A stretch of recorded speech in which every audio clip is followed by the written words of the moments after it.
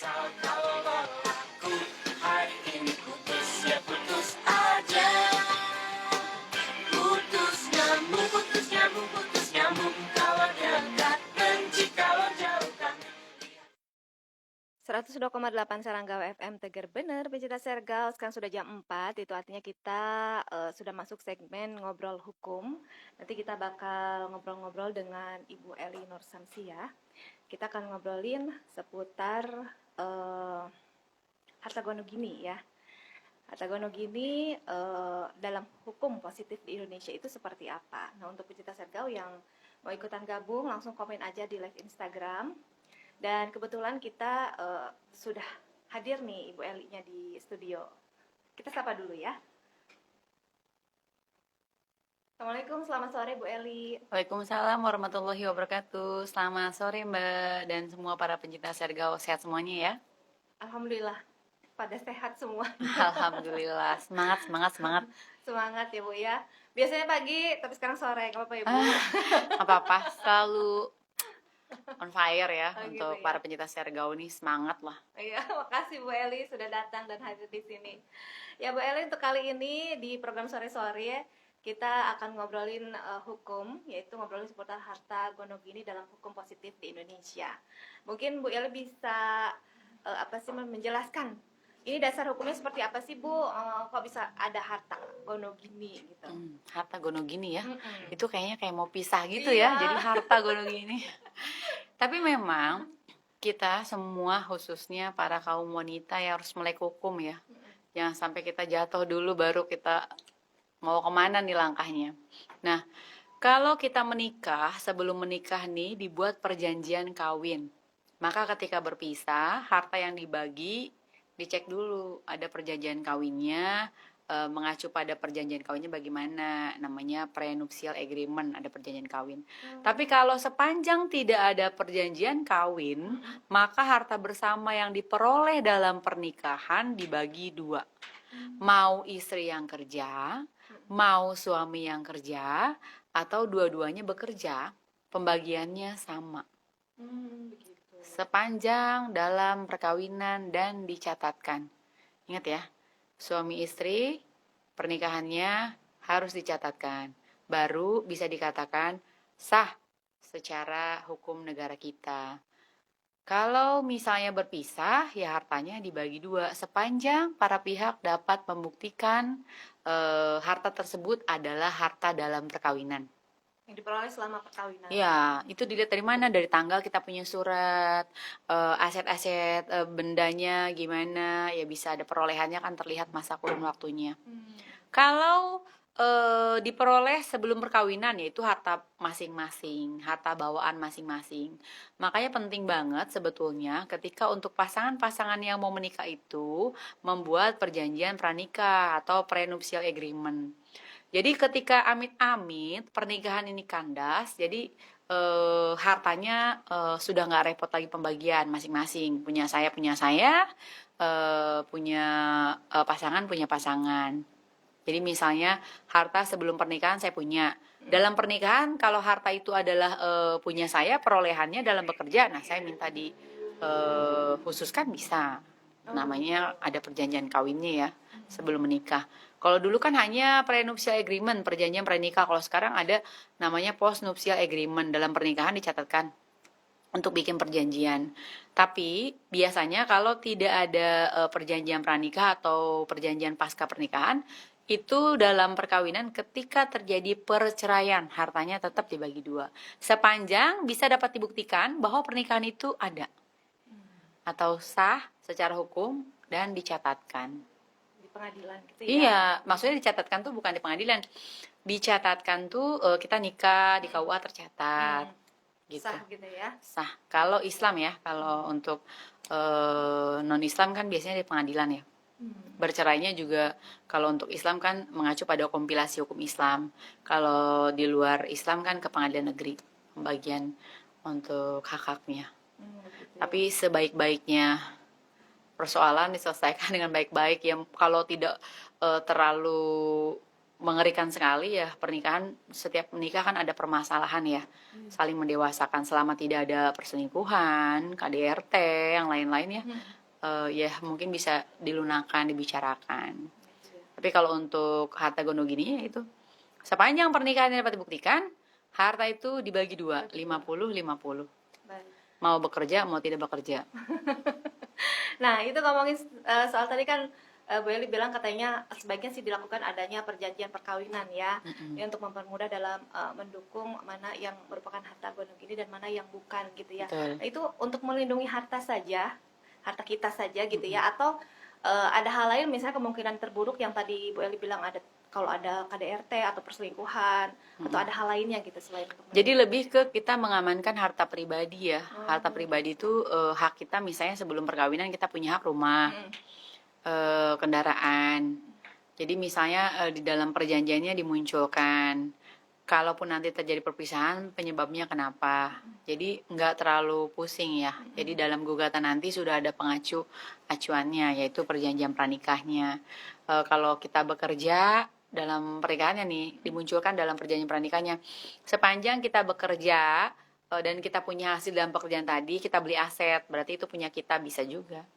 gitu ya. Tapi kalau tidak ada perjanjian kawin ya, harta dalam perkawinan yang diperoleh dalam perkawinan, baik suami atau istri maupun istri yang bekerja atau suami saja yang bekerja, tetap ketika berpisah dibagi dua, sepanjang dapat dibuktikan harta itu diperoleh dalam masa perkawinan. Iya, begitu ya Bu Eli. Tapi kalau misalnya salah satu di tengah jalan ketika sedang rumah tangga gitu ya, terjadi misalnya KDRT gitu kan, atau misalnya perselingkuhan salah satu pihak, nah itu bisa dibagi dua atau bagaimana ini? Kalau tidak ada perjanjian kawinnya, setelah biasanya sih dipisah ya ketika bercerai. Jadi ada yang kadang-kadang gugatan cerai langsung dengan pemisahan harta. Cuma biasanya kan lama ya. Biasanya putus dulu cerai baru gugat hartanya. Nah, kalau misalnya enggak KDRT kan dibuktikan prosesnya itu, tapi untuk hartanya tetap pembagiannya. Oh, tetap saja. Oh, tidak mempengaruhi gitu. Tidak mempengaruhi kalau perolehannya dalam perkawinan. Tapi kalau perolehannya kita warisan dari orang tua, sepanjang kita bisa membuktikan, maka itu hak kita. Makanya perjanjian atau kontrak-kontrak perjanjian apapun penting sekali kita baca. Untuk apa? Untuk biar kita nggak salah langkah. Kadang kan nostalgia menikah itu atau pernikahan itu kan indah-indahnya pertama-tama ya. Ketika sudah lama kan kita tahu keburukan masing-masing, pasangan kita masing-masing dengan karakter yang berbeda. Ya itu yang kadang-kadang banyak orang yang nggak sabar terus bercerai. Angka perceraian di masa pandemi ini meningkat. Oh, begitu ya. Jadi Bu Eli, gimana sih cara memberitahukan kepada masyarakat bahwa ini penting loh bikin surat perjanjian sebelum perjanjian pernikahan. Jadi jangan sampai nanti pas udah ujung-ujungnya dipermasalahkan masalah gono gini gitu. Sebetulnya itu adalah lebih ke pribadi masing-masing ya, karena tidak ada paksaan dalam buat perjanjian tadi. Kalau perjanjian kan saling mengikat satu sama lain, tidak boleh memaksakan kehendak. Artinya sepanjang dibutuhkan ya kita bisa buat. Tapi ya ada juga yang, Bu, enggak, ngapain kayak kita mau cerai aja. Tapi kan kita nggak pernah tahu 5 menit ke depan tuh bagaimana. Penting sekali untuk mengamankan aset ya, apalagi saya kadang-kadang menerangkan kepada kita kaum wanita, karena kita misalnya ada anak, bagaimana anak ini harus layak, jangan sampai kita anak terlantar, ternyata suaminya tidak bertanggung jawab, walaupun bisa dilakukan gugatan, tapi kan prosesnya lama. Iya. Bagaimana caranya ya lebih kembali ke kita para ibu-ibu melek hukum. Jadi kalau orang bilang, dulu saya sering ngobrol nih kalau siaran-siaran, kalau ada orang tuh cari istri nggak perlu pinter ya, karena ujungnya kasur, sumur, dapur. Tapi itu salah menurut saya. Kenapa perempuan nih wajib pinter? Walaupun tidak berpendidikan S1, S2, S3 bahkan profesor, minimal dia mau update untuk pemikiran. Kenapa? Supaya berkembang terhadap anak-anak jadi lebih baik ya, karena ibu ini jendela pertama dunia dibuka terhadap anak-anaknya.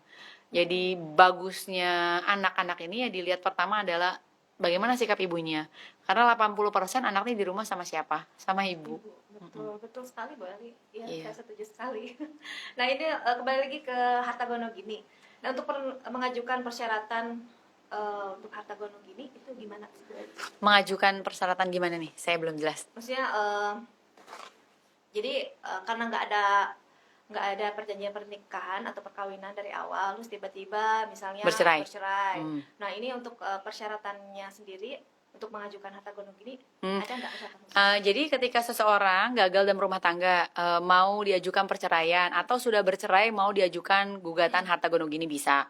Dilengkapin dari mulai surat-surat yang dipunya, apa saja, buku nikahnya, kartu keluarganya, anaknya berapa. Jadi biar dicantumkan tanggal perkawinan ini sama nggak dengan perolehan aset-aset tadi.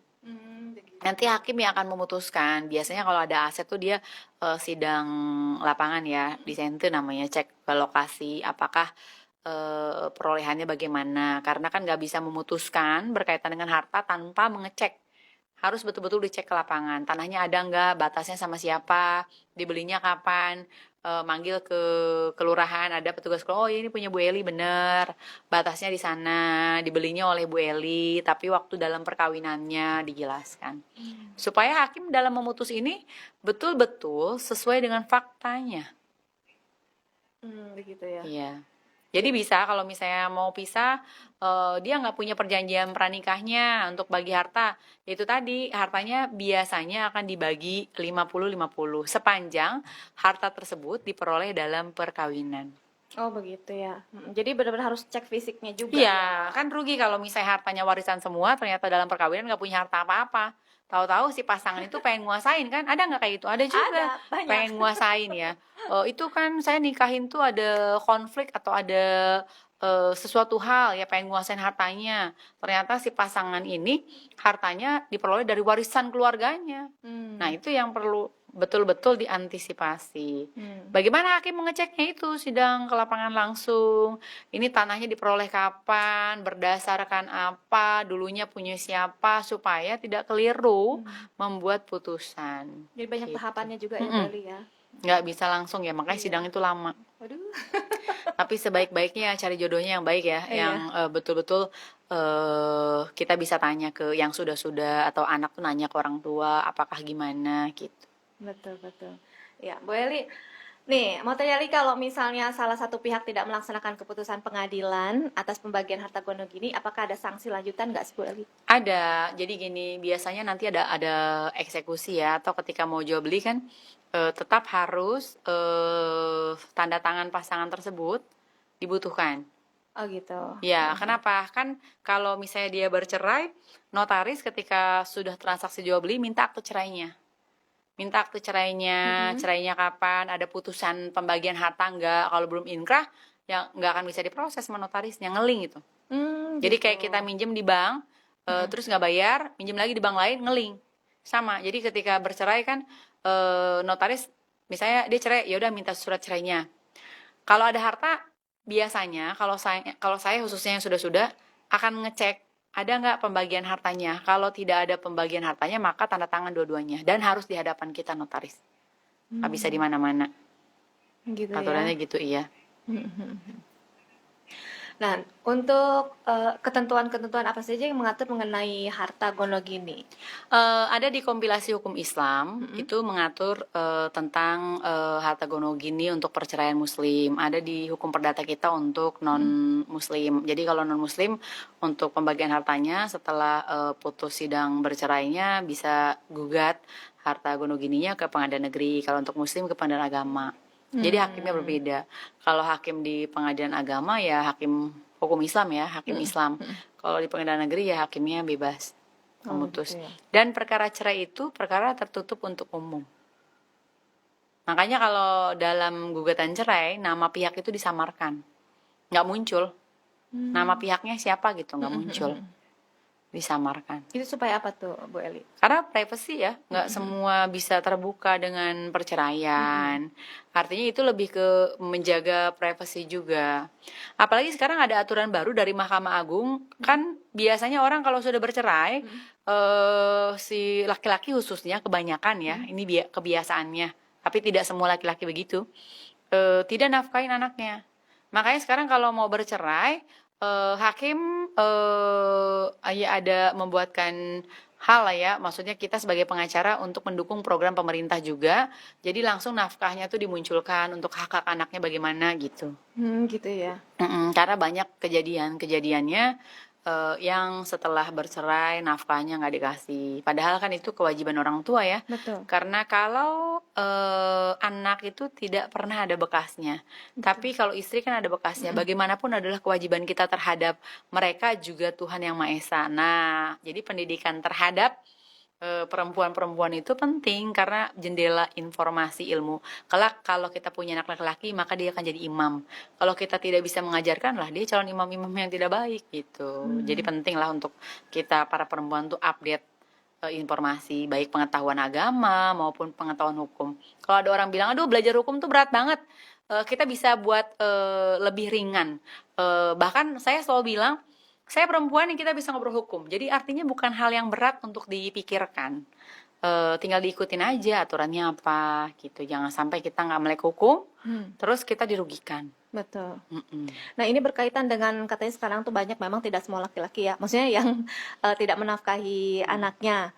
Nah ada misalnya kalau ada kasus sudah diputuskan oleh pengadilan bahwa anaknya akan mendapatkan nafkah dari seorang ayahnya sekian ratus ribu atau sekian juta gitu ya.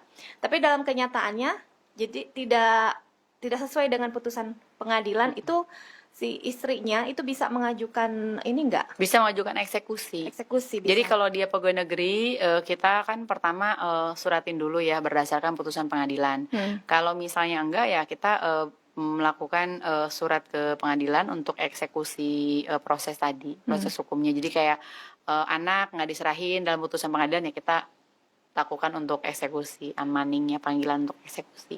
Oh gitu ya, lewat pengadilan. Nanti ada suratnya gitu ya? Ya, nanti ada tim-tim di lapangannya dari pengadilan. Oh jadi bisa tuh ya untuk Bisa. kaum wanita. Terus kan banyak juga yang untuk mempersulit perceraian, anaknya yang kayak kasusnya siapa Atta Larissa ya, putusannya sama ibunya nggak boleh diketemuin ya terhadap anaknya, itu juga nggak boleh. Jangan melarang ibu atau ayah untuk ketemu anak karena itu haknya, itu KDRT loh.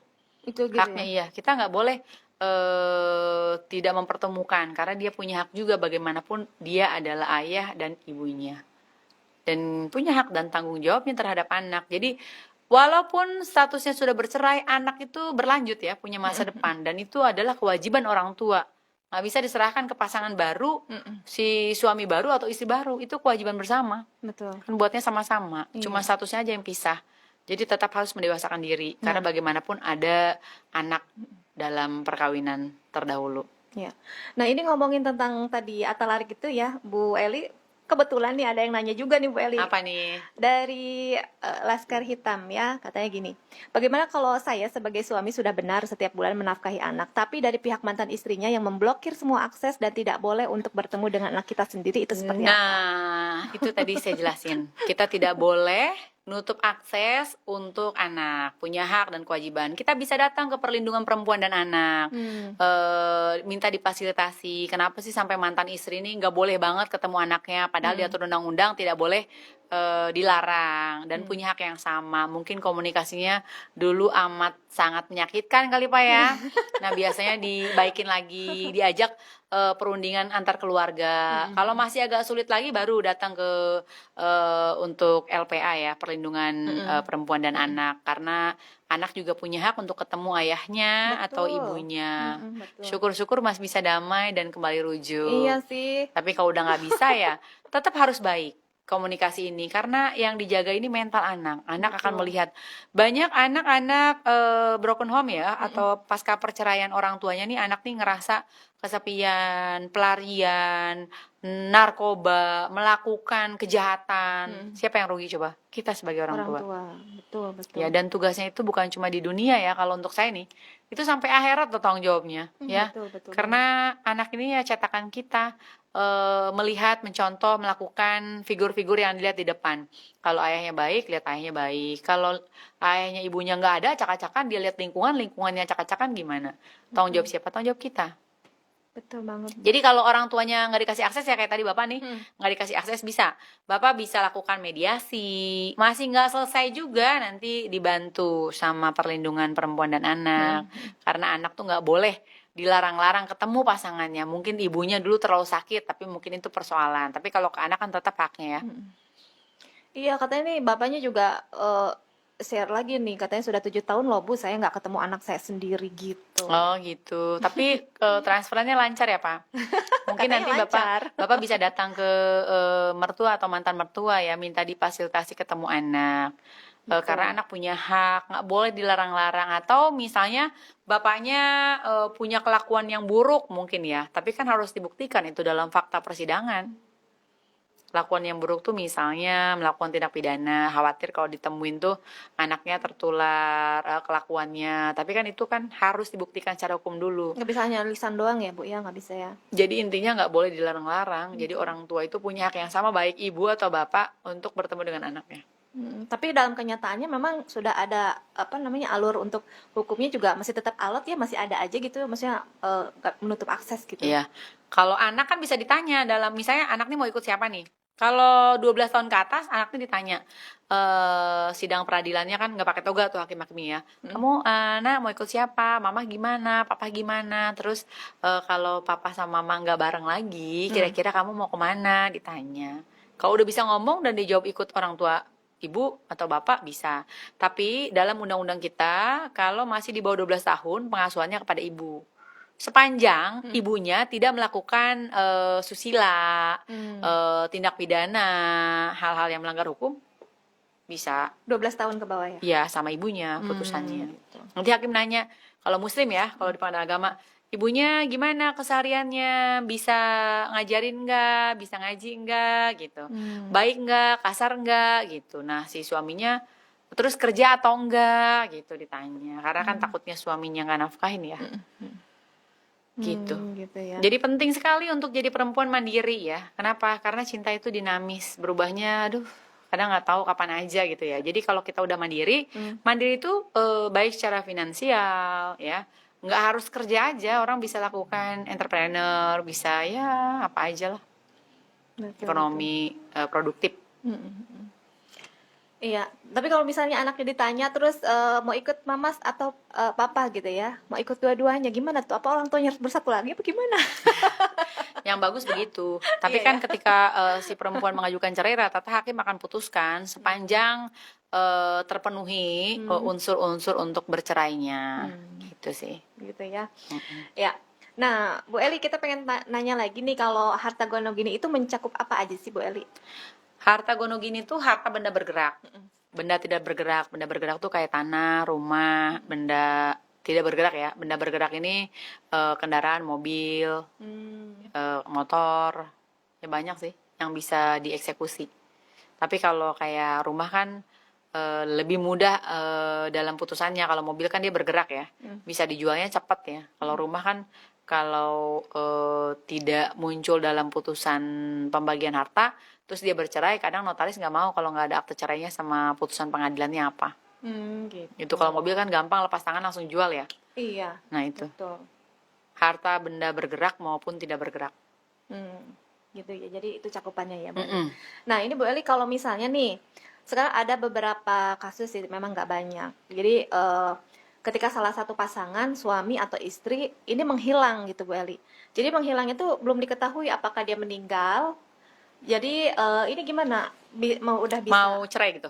Mau cerai tapi orangnya nggak tahu kemana. Oh gitu. Itu bisa, namanya gugatan goib ya. Biasanya waktunya lama. Jadi daftar istri, misalnya suaminya ngilang ya. Tahu-tahu mah padahal kawin lagi, kayak kasusnya dulu. Siapa itu suami istrinya nyari, ternyata suaminya ditemukan di kota lain tapi sudah menikah lagi. Bisa itu ketika kita nih 3 bulan berturut-turut suami nggak pulang, kita ngerasa nggak ridho, kan kembali tuh di dalam buku pernikahan kan ada tuh ya, ketika kita nggak ridho kita bisa ngajukan gugatan, kan suaminya nggak pulang-pulang, dicari udah nih ke mertua, mah kemana nih suami saya, kita nih aduh janda bukan, udah kayak janda bolong kan, setengah statusnya belum Tanaman. janda ya. statusnya belum janda, tapi kita nggak ada suami gitu. Menjelaskan status kita yang nyatanya apa gitu kan. Kadang-kadang ada juga yang ingin terburu-buru, mungkin ada yang nungguin atau lain kan. Nah, itu bisa melakukan gugatan, namanya goib ya. Biasanya ditunggu juga setelah masuk pengadilan, sidang pertama, terus dipanggil beberapa kali, waktu itu sampai hampir 3 bulan. Kalau nggak ada baru saksi dihadirkan. Oh iya, orangnya nggak ditemuin dulu, kerja kemana, misalnya di perairan, kapal laut misalnya kan. Tahu-tahu ngilang gitu kan, ada aja ya. Nah, hakim akan memutuskan berdasarkan gugatan goib tadi, permohonan cerai goib tadi. Jangka waktunya 3 bulan. Biasanya kalau misalnya sidang biasa kan sidang pertama langsung sidang kedua minggu depannya. Nah, kalau goib ini panggilan 1, panggilan 2, panggilan 3 baru dimulai proses sidang pokoknya. Karena kan disuratin ya, ada jurusita yang ngirim surat, ternyata nggak diketemukan, tanda tangan di kelurahan orang ini nggak ada udah lama gitu. Jadi dibuktikan juga kalau goibnya itu si pasangannya nggak ada emang. Oh begitu ya Bu. Nah Bu Eli, ini satu kali lagi ya pertanyaan, memang sih waktunya udah mepet ya, tapi pengen tahu nih. Siap. Harta gono gini kan untuk perkawinan yang sah gitu ya.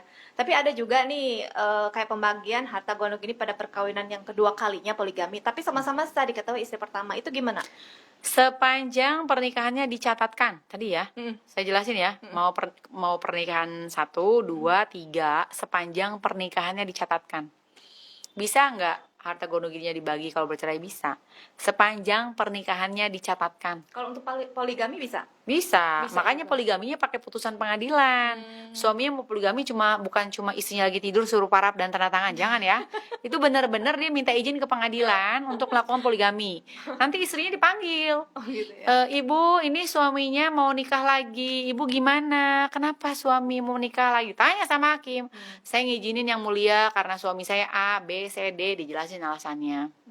Misalnya istrinya sakit, tidak bisa memberikan keturunan, macam-macam, ada beberapa poin ya yang dibolehkan masuknya.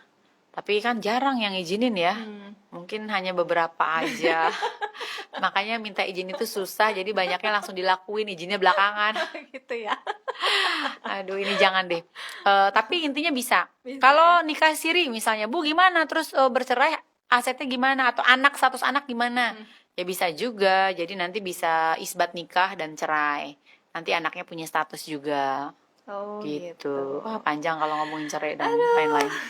Menarik sekali ya Bu Eli ya. Iya. Ngomongin tentang gono gini itu pasti yang sangkut pautnya dengan perpisahan atau perceraian ya. Iya. Nggak mungkin ada harta gono gini tapi masih bersatu gitu ya. Betul, betul. Nah Bu Eli, ini karena waktunya yang sudah tidak memungkinkan lagi, padahal masih banyak yang mau ditanyain. Kita lanjutin nanti ya.